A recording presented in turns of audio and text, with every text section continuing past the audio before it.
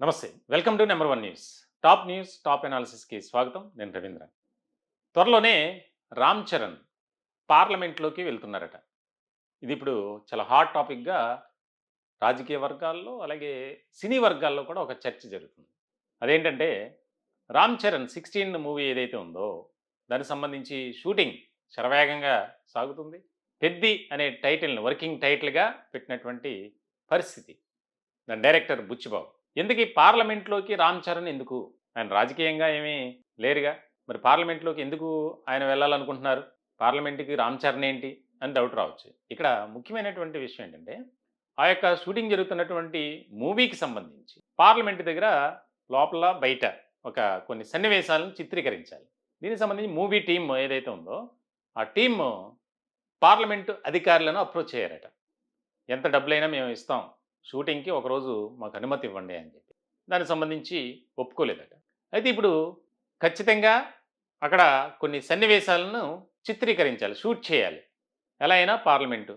దానికి సంబంధించి ఇతర ఎక్కడో వేరే ప్రాంతాల్లో అన్నపూర్ణ స్టూడియో గాని, రామోజీ ఫిల్మ్ సిటీ గాని ఇటువంటి చోట్ల సెట్ ఏద్దాం అనుకున్నారట. కానీ అలా కాదు.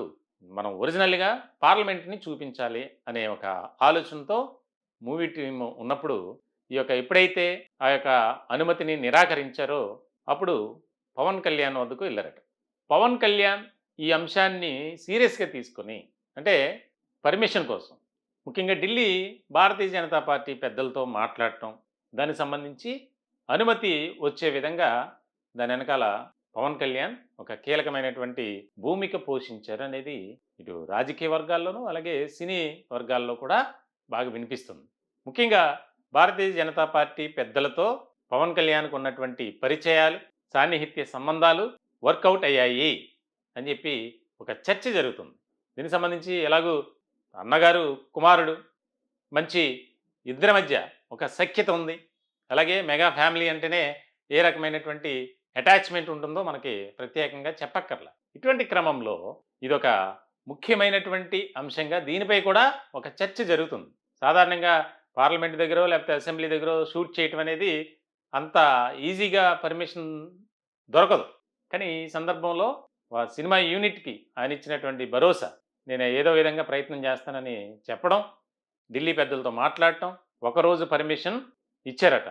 దీనికి సంబంధించి ఒక ఆసక్తికరమైనటువంటి చర్చగా ఇటు పొలిటికల్ సర్కిల్‌లోనూ, అలాగే మూవీ సర్కిల్‌లో కూడా జరుగుతుంది. దయచేసి మా ఛానల్‌ని సబ్స్క్రైబ్ చేసుకోండి. Thank you.